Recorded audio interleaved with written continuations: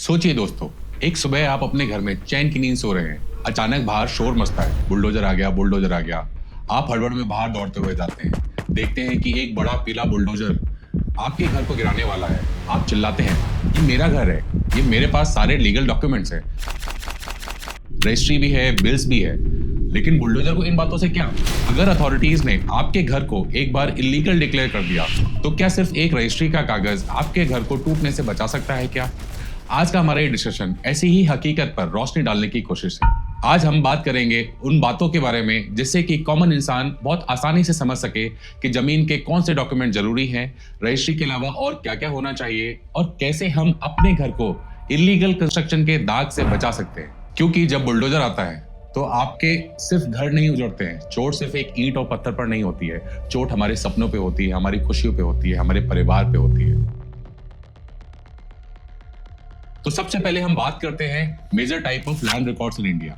India में जमीन और मकान से जुड़े हुए काफी डॉक्यूमेंट्स होते हैं। हर डॉक्यूमेंट्स का अपना एक रोल है।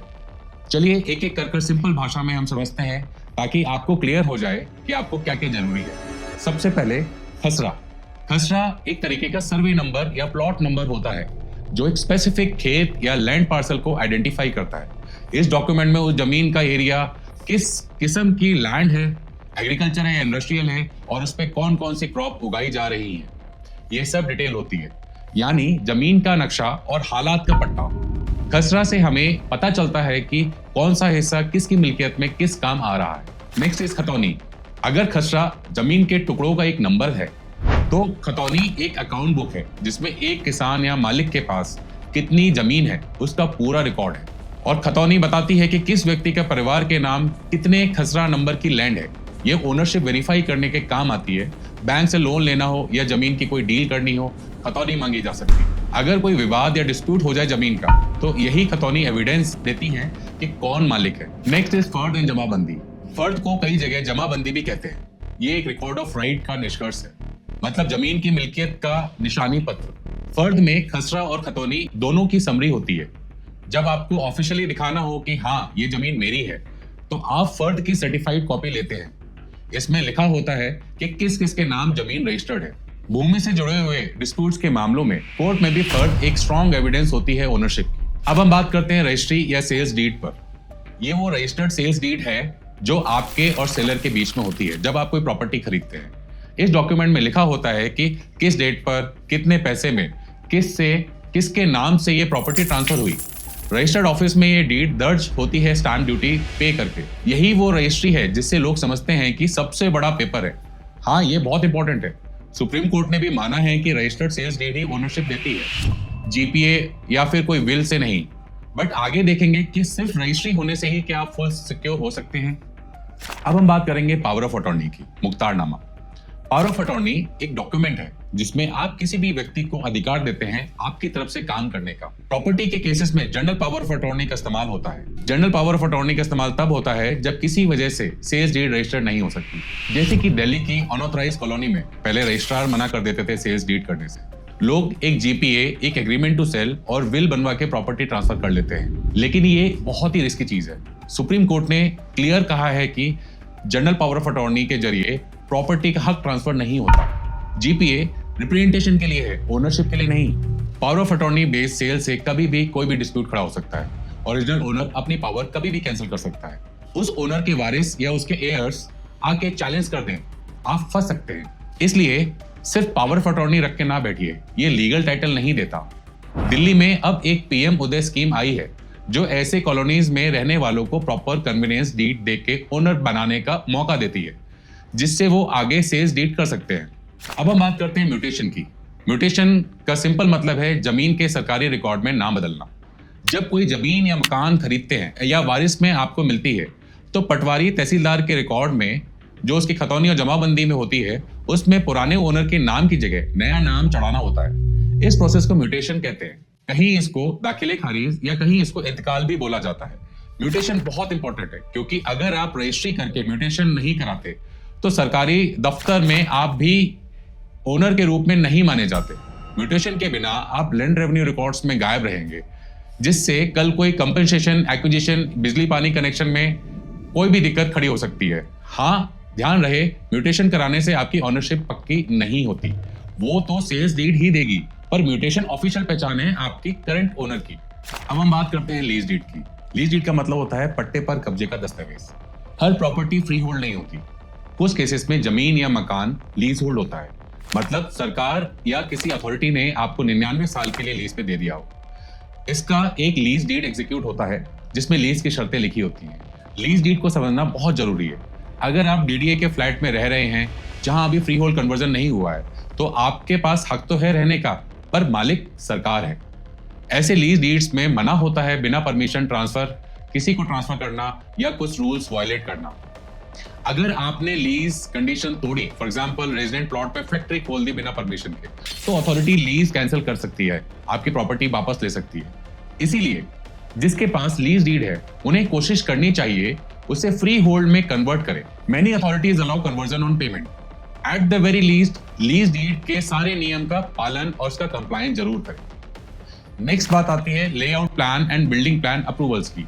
ये अक्सर लोग नजरअंदाज कर देते हैं, पर घर बनाने से पहले सबसे जरूरी कदम है, अगर आप एक बड़ी कॉलोनी विकसित कर रहे हैं या उसमें रह रहे हैं, तो उस कॉलोनी का layout plan local development authority जैसे कि डीडीए, एलडीए, जेडीए एटसेट्रा, इनसे अप्रूव करवाना बहुत जरूरी है। और इंडिविजुअल घर बनाने के लिए म्युनिसिपल कॉर्पोरेशन या नगर निगम से बिल्डिंग प्लान पास कराना पड़ता है। बिल्डिंग बायलॉज में हर शहर के अपने रूल्स हैं। कितना सेटबैक छोड़ना है, कितनी हाइट अलाउड है, फ्लोर एरिया रेशियो कितना है, ये सब चेक करके फिर नक्शा पास होता है। जब आपका नक्शा पास हो जाए तभी कानूनी तौर पे आप कंस्ट्रक्शन शुरू कर सकते हैं। बना बनाया मकान खरीद रहे हैं तो देखिएगा कि बिल्डर ने कंप्लायंस सर्टिफिकेट के लिए अप्लाई किया है कि नहीं। बिना अप्रूवल के मकान बनाना मतलब बिल्डिंग को कभी भी इलीगल कंस्ट्रक्शन कह के गिराया जा सकता है। भूले नहीं, जमीन आपकी हो सकती है, पर बिल्डिंग बनाने के लिए भी परमिशन चाहिए। ये हुए कुछ मुख्य डॉक्यूमेंट्स। इनके अलावा एक इनकम रेंज सर्टिफिकेट भी एक लीगल डॉक्यूमेंट है जो दिखाता है कि प्रॉपर्टी पे कोई लीगल केस या कोई लोन तो बकाया नहीं है। Income range certificate specially flat purchase में बैंक मांगती है। सिमिलरली प्रॉपर्टी टैक्स रिसिप्ट और यूटिलिटी बिल्स जैसे कि बिजली पानी का बिल भी बहुत ही रिलेवेंट डॉक्यूमेंट्स होते हैं और ये प्रूफ देते हैं कि आप उस प्रॉपर्टी को यूज कर रहे हैं और सरकार को भी टैक्स दे रहे हैं। इन सब चीजों से एक बहुत ही मजबूत दस्तावेजों का बंडल बनता है जो आपकी ओनरशिप की जमीन की वैधता को साबित कर सकते हैं और आपके घर को लेजिटिमेट घोषित करते हैं। अब हम बात करते हैं कि सिर्फ एक रजिस्टर्ड सेल्स डीड अकेली काफी नहीं है आपकी ओनरशिप को प्रूव करने के लिए। बहुत से लोग सोचते हैं मेरे पास रजिस्ट्री है, मेरा नाम डीड पर है, बस काफी है, अब मेरा घर कोई नहीं तोड़ सकता। ये खतरनाक गलतफहमी और मिसकंसेप्शन है। एक बार दिल पे हाथ रख के सोचिए, क्या सिर्फ कागज होने से कानून की सारी रिक्वायरमेंट पूरी हो जाती है? नहीं, ऐसी कुछ वजह हैं जिनकी वजह से रजिस्ट्री के बावजूद भी घर इलीगल डिक्लेयर हो सकता है, जैसे कि अनऑथराइज्ड लेआउट या अनऑथराइज्ड कॉलोनी। अगर जिस जमीन पर आपका घर बना है वह पूरी कॉलोनी ही बिना अप्रूवल के बनी है, तो इंडिविजुअल रजिस्ट्री होने से भी कोई फायदा नहीं। एग्जाम्पल के लिए दिल्ली में कई अनऑथराइज्ड कॉलोनियां थी जहां सालों तक गवर्नमेंट सीएसडी रजिस्टर्ड नहीं करती थी, सिर्फ जीपी या बिल पर काम होता था। अब कुछ जगह रजिस्टर तो करने लगे हैं, पर फिर भी कॉलोनी इलीगल ही रहती है जब तक गवर्नमेंट उसको रेगुलाइज ना करे। अगर कॉलोनी का लेआउट प्लान सैंक्शन नहीं है, रोड लिंक रोड है या लैंड यूज रजिस्टर था ही नहीं, तो आपके पास रजिस्ट्री होकर भी मकान इलीगल कंस्ट्रक्शन के दफ्तर में आ जाता है। अथॉरिटीज बोलेंगी कि जमीन का उपयोग गलत है। ऐसे ही एक दूसरा ऑप्शन होता है कि आपका बिल्डिंग प्लान अप्रूवल नहीं है, आपने जमीन खरीदी, रजिस्ट्री करवा ली और तुरंत घर बना लिया बिना नक्शा पास करवाए। ऐसी बिल्डिंग को कानून अनऑथराइज्ड कंस्ट्रक्शन मान लेता है। कल को म्युनिसिपल कॉर्पोरेशन नोटिस भेज सकती है कि structure violates building bylaws and kindly remove it. Uttar Pradesh के प्रयागराज में एक केस हुआ जहां एक फैमिली ने अपने पुरखों की जमीन पर मकान बनाया। हाउस टैक्स, वाटर टैक्स सब भरते रहे, सिर्फ एक दिन के नोटिस पर घर बुलडोजर से गिरा दिया गया, ये कह के कि परमिशन नहीं ली थी आपने। लीगल रजिस्ट्री के बाद भी आपके जमीन के या आपके मकान के इलीगल होने का एक और मुख्य कारण होता है उसका म्यूटेशन ना होना। रजिस्ट्री के बाद आपने म्यूटेशन नहीं कराया तो सरकारी खतौनी में अभी भी पुराने ओनर का ही नाम होगा। कल को कोई भी इंक्रोचमेंट कंप्लेन हुई या कोई एक्विजिशन नोटिस आया तो शायद आपको डायरेक्टली पता ही नहीं चलेगा कि आपको कोई नोटिस आया है। या अगर इलीगल कंस्ट्रक्शन का केस हुआ, आपके नाम पर नोटिस ना आके पुराने मालिक के नाम पर चला जाएगा। नोटिस का प्रॉपर्ली सर्व होना बहुत जरूरी है। सुप्रीम कोर्ट ने भी कहा है कि डिमोलिशन से पहले सही आदमी को नोटिस देना मैंडेटरी है। अगर रिकॉर्ड्स अपडेट ही नहीं होंगे तो ये प्रोसेस बिगड़ सकता है। इलीगलिटी का एक और कारण होता है गवर्नमेंट या पब्लिक जमीन पर इंक्रोचमेंट। कभी कभी लोग रजिस्ट्री तो करवा लेते हैं, बट उनको पता चलता है कि जो उस जमीन को बेचने वाला था उसने इलीगल तरीके से गवर्नमेंट के जमीन पर वो जमीन बेची और आपने रजिस्ट्री भी करवा ली। तो ये एक और मुख्य कारण होता है जिससे आपकी जमीन को इलीगल डिक्लेयर किया जा सकता है।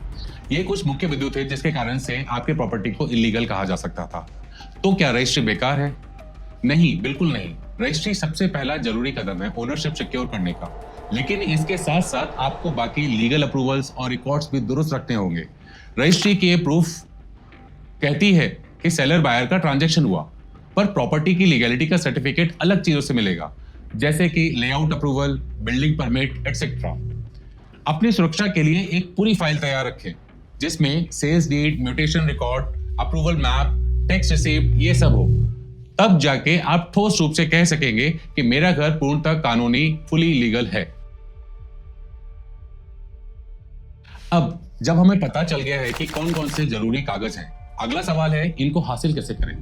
बहुत लोग कंफ्यूज हो जाते हैं कि तहसील के चक्कर काटने होंगे। यहाँ मैं सीधे शब्दों में आपको प्रक्रिया या पूरा प्रोसेस बताऊंगा हर महत्वपूर्ण दस्तावेज के लिए, ताकि आप ये लड़ाई भी लड़ सकें। सबसे पहले बात करते हैं खसरा या खतौनी की। खसरा या खतौनी निकलवाना, इसके लिए आप ये जानें कि आपके गांव या शहर का लैंड रिकॉर्ड अब ज्यादातर ऑनलाइन डिजिटाइज हो चुका है। तो क्या आपकी जगह का भी लैंड रिकॉर्ड ऑनलाइन डिजिटाइज है? हर राज्य की अपनी एक वेबसाइट है, जैसे कि यूपी की भूलेख upbhulekh.gov.in, एमपी की एमपी भूलेख, राजस्थान की अपना खाता, पंजाब की जनबंदी पोर्टल और दिल्ली का डीएलआरसी पोर्टल।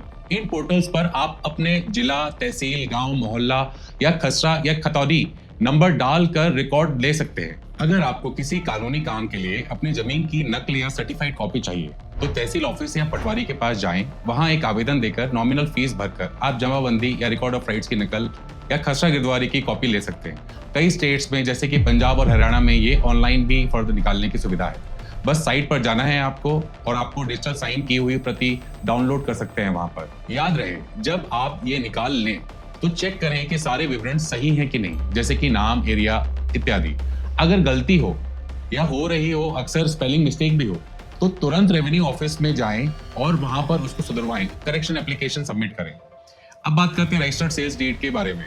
प्रॉपर्टी खरीदते वक्त रजिस्टर्ड कराना सबसे अहम स्टेप है। इसका प्रोसेस जनरली ये है, पहले आप एग्रीमेंट टू सेल या बयाने हल्फी बना सकते हैं सेलर के साथ, जिसमें टर्म्स एंड कंडीशंस लिख लें प्रॉपर्ली। ये ऑप्शनल होता है बट कॉमन है। फिर स्टैम्प ड्यूटी और रजिस्ट्रेशन फीस कैलकुलेट होती है अलग अलग राज्यों में अलग अलग दर से। आपको उस वैल्यू को एक स्टैम्प पेपर लेना होता है, उस पे एक पक्का सेल्स डीड ड्राफ्ट तैयार करें। किसी वकील से बनवाए तो ज्यादा बेहतर रहेगा। फिर बायर और सेलर दोनों को सब रजिस्ट्रार के ऑफिस या सिटी के रजिस्ट्री ऑफिस में तयशुदा दिन पर जाना होता है। दोनों को अपनी पहचान पत्र, 2 गवाह ये ले जाने होते हैं और उसके बाद वहां जाकर बायोमेट्रिक वेरिफिकेशन होता है, फोटो, थंबप्रिंट वगैरह, और फिर रजिस्ट्रार दोनों के एग्रीमेंट पर दस्तखत करवा देता है और अपनी एक मोहर लगाता है। आपको तुरंत एक रजिस्ट्री का दस्तावेज या सेल्स डीड डॉक्यूमेंट मिल जाता है। या कुछ जगह पहले जब तक स्कैन या रिकॉर्ड नहीं हो तब तक आपको रिसिप्ट नहीं मिलती है। कुछ दिनों बाद पंजीकृत विलेख या रजिस्टर्ड डीड की सर्टिफाइड कॉपी आपको मिल जाती है। आजकल बहुत जगह रियल टाइम डिजिटल एंट्री हो जाती है, तो आप सेम डे या नेक्स्ट डे उसका डॉक्यूमेंट आईडी ऑनलाइन देख सकते हैं। बात ध्यान रहे, रजिस्ट्री होने के बाद भी एक बहुत बड़ा इंपॉर्टेंट काम बचता है, खरीदार को म्यूटेशन के लिए अप्लाई करना। अगर हम बात करते हैं म्यूटेशन के प्रोसेस की, सेल्स डीड होते हुए या विरासत में कोई प्रॉपर्टी मिलते ही आपको राजस्व विभाग में एक आवेदन देना होता है, जिसमें आपको ये मेंशन करना होता है कि पुराने ओनर के नाम की जगह पे आपका नाम दर्ज कर दिया जाए। यूजुअली हर तहसील में नाजिर या रिकॉर्ड कीपर इस एप्लीकेशन को लेता है। आपके सेल्स डेट के प्रति आपका आईडी और एक साधारण शपथ पत्र इसमें भी लगाना होता है, और ये नए इसमें आपका नाम ट्रांसफर हो जाता है और इस पर एक छोटी सी फीस भी लगती है। फिर पटवारी या जिलाधिकारी एक नामांकन का इश्तेहार, म्यूटेशन नोटिस लगाते हैं गांव के नोटिस बोर्ड पर या अखबार में। अगर किसी को कोई उस म्यूटेशन से आपत्ति होती है तो ऑब्जेक्शन के लिए अप्लाई कर सकता है। 15 से 30 दिन के समय देते हैं। अगर कोई ऑब्जेक्शन नहीं करता है तो आपके नाम एंट्री चढ़ा दी जाती है रिकॉर्ड्स में। अगर ऑब्जेक्शन आया या कोई वारिस या थर्ड पार्टी बोले कि सेल गलत है तो पहले उसको सुलझाए, जब तक उसको नहीं सुलझाएंगे तब तक म्यूटेशन कंप्लीट नहीं होता। इसके बाद आपका नाम खसरा खतौनी में चढ़ जाता है और वहां से आप उसको डाउनलोड कर सकते हैं। पंजाब और दिल्ली में ये रिक्वेस्ट ऑनलाइन भी आप कर सकते हैं। एमपी में कुछ केसेस में ये ऑटोमेटिक म्यूटेशन हो जाता है। म्यूटेशन के बाद भी एक बार अपने नाम की जमाबंदी रिकॉर्ड निकालकर देख लें कि सच में अपडेट हुआ है कि नहीं, क्योंकि गलती से कभी कभी ये रह भी जाता है। इसके अलावा अगर हमें बिल्डिंग लेआउट और जो बाकी अप्रूवल्स हमें लेने हैं तो उसके लिए आप म्युनिसिपल बॉडी जो आपकी है या विकास प्राधिकरण डेवलपमेंट अथॉरिटी जो है वहां से आपको नक्शा पास कराना होता है। बड़े शहरों में ये काम लाइसेंस आर्किटेक्ट के थ्रू होता है। आप आर्किटेक्ट को अपनी जमीन के पेपर्स नक्शा बनाने की रिक्वायरमेंट्स देंगे, वो प्लान ड्रॉ करके रेलेवेंट विभाग में सबमिट करेगा। छोटे शहरों में या गांव में सीधे आप खुद भी ये आवेदन दे सकते हैं, जिसमें आपकी जो ड्रॉट्समैन होता है वो प्यून वो आपकी हेल्प कर सकता है। प्लान जमा करते समय आपको ओनरशिप प्रूफ मतलब सेल्स डीड, आपका खसरा खतौनी और पट्टा या लैंड यूज कन्वर्जन लेटर ये भी अटैच करना होता है उसमें। अथॉरिटी चेक करेगी कि आपकी जमीन सही जोन में है। रेजिडेंशियल जोन है तो घर बना सकते हैं, नहीं तो पहले लैंड यूज में उसको बदलिए। जोनल क्लियरेंस बहुत जरूरी है। एग्रीकल्चर लैंड पर बिना कन्वर्ट किए हुए आप कॉलोनी नहीं बना सकते, उस पर रेजिडेंशियल प्लॉट नहीं बना सकते। फिर बिल्डिंग प्लान के हर पहलू को जांचा जाता है, setback, height, floor area, safety. इसके अलावा कुछ एनओसी भी आपको लेने होते हैं, जैसे कि अगर मल्टी स्टोरी बिल्डिंग है तो फायर डिपार्टमेंट से एनओसी, अगर कोई एनवायरमेंट इंपैक्ट हो रहा है तो एनवायरमेंट डिपार्टमेंट से एनओसी, पॉल्यूशन बोर्ड क्लियरेंस लेना होता है आपको। जब सब क्राइटेरिया पूरे हो जाएंगे तो सैंक्शन लेटर मिल जाता है आपको, तब आप कंस्ट्रक्शन शुरू कर सकते हैं। और मकान बनने के बाद भी फाइनल कंप्लीशन सर्टिफिकेट या ऑक्यूपेशन सर्टिफिकेट के लिए आपको दोबारा अप्लाई करना होता है। उसके बाद फिर से आपके मकान का इंस्पेक्शन होता है, चेक होता है कि आपने जो नक्शा पास कराया था आपने वो मकान उसी हिसाब से बनाया है कि नहीं बनाया है, या बीच में एक्स्ट्रा फ्लोर तो नहीं डाल दिया। अगर सब ठीक है तो आपको एक कंप्लीशन सर्टिफिकेट दे दिया जाता है। अगर उसमें कोई त्रुटियां मिलती हैं, कोई डेविएशन निकलता है तो फिर से अप्रूवल के लिए आपको अप्लाई करना पड़ता है, आप पे पेनल्टी भी डाली जा सकती है। बिना प्रक्रिया के घर तोड़ना कानून का राज नहीं बल्कि बाहरों का राज मींस लॉलेस स्टेट जैसा है। हर नागरिक को नोटिस का, सुनवाई का और इज्जत के साथ रहने का अधिकार है। अगर कोई अधिकारी आपको धमकाए कि जुर्म कबूल करो नहीं तो घर गिरा देंगे, तो ये याद रखिए कि संविधान अभी जिंदा है। आप अदालत का दरवाजा खटखटा सकते हैं, और हाँ, उससे पहले अपने कागज और परमिशन सब साथ लेकर जाना, वही आपका सबसे बड़ा हथियार होगा। तो कंक्लूजन करते हैं फाइनल हमारी बात का। दोस्तों, आज हमने एक लंबा सफर तय किया। खसरा और खतौनी के सूखे रिकॉर्ड से लेकर बुलडोजर के आंसुओं तक हमने सारी बात की। बात थोड़ी भावुक जरूर हो गई थी, पर जरूरी थी, क्योंकि घर सिर्फ ईंट पत्थर का ढांचा नहीं होता, हमारे अरमान और परिवार की सेफ हेवन होता है। जब तक सब ठीक चलता है और उसकी छाया में बेफिक्र होकर सोते हैं, पर जब भी कोई पीली मशीन दरवाजे पे दस्तक देती है, हमें अपने कागज, हक दोनों को तैयार रखना होता है। एम्पावरमेंट का मूल मंत्र यही है, जानकार बनो, सुरक्षित रहो। आपको पता हो कि क्या डॉक्यूमेंट्स रखने हैं, कैसे लेने हैं और क्यों जरूरी है, तो आप आधी लड़ाई जीत चुके होंगे। फिर भी अगर कोई आपका गलती से आपको टारगेट कर रहा हो तो आप दहाड़ के कह सकते हैं, मेरे पास कानूनी सबूत है, पहले नोटिस दो, हम कोर्ट में मिलेंगे। यकीन मानिए, ऐसी आवाज में और सच्ची आवाज में दम होता है। यह भी याद रखिए कि देश की सर्वोच्च अदालत सुप्रीम कोर्ट हमारे साथ इस मुद्दे पर साथ में खड़ा हुआ है, ये कहने के लिए कि किसी का घर यूं ही मत उजाड़ो, प्रक्रिया का पालन करो, नहीं तो हम रोकेंगे। इस एश्योरेंस से हमें हिम्मत मिलनी चाहिए, और हर एक उस आम आदमी को हिम्मत मिलनी चाहिए जो इस बुलडोजर एक्शन के चपेट में आ रहा है। लेकिन उसका फायदा तभी है जब हम अपने हक के लिए आवाज उठाएंगे। नोटिस मिले तो चुप ना बैठें, जवाब दें, अपील करें। अगर नोटिस ना मिले और सीधा एक्शन हो रहा है तो तुरंत कोर्ट की शरण ले। आपके हक में मिसालें मौजूद हैं। आखिर में मेरी आप सबसे यही गुजारिश है कि आपके अपने जीवन की सबसे बड़ी पूंजी आपका घर, उसको हल्के में ना ले। जमीन के कागज संभाल के रखें, डिजिटल कॉपीज बनवाएं, तहसील के चक्कर लगा के भी सब हासिल करें। ये मेहनत शायद आपको थोड़ी बोरिंग लगे, पर जिस दिन कोई संकट आएगा तो यही काम आपके सबसे ज्यादा आएगा। तो आप अपने पड़ोस में, अपने मोहल्ले में सबको जागरूक करें। कागज पूरे होंगे तो कोई नाइंसाफी नहीं कर सकता इतनी आसानी से। अंत में मैं आप सब लोगों से यही कहना चाहूंगा कि आपकी जागरूकता में सबसे ज्यादा ताकत होती है। अवेयर बने, जागरूक रहें, हौसला रखिए। कानून हमारे साथ में है, कोर्ट हमारे साथ में है, और अपनी लड़ाई स्वयं लड़ने की हिम्मत रखिए। धन्यवाद। This is Vijendra Singh, ex assistant commandant from Gold Collar Talks. मिलते हैं अगले एपिसोड में एक नए और बहुत ही जरूरी टॉपिक के साथ में, उसकी अवेयरनेस के लिए। तब तक के लिए जय हिंद, जय भारत, सत्यमेव जयते।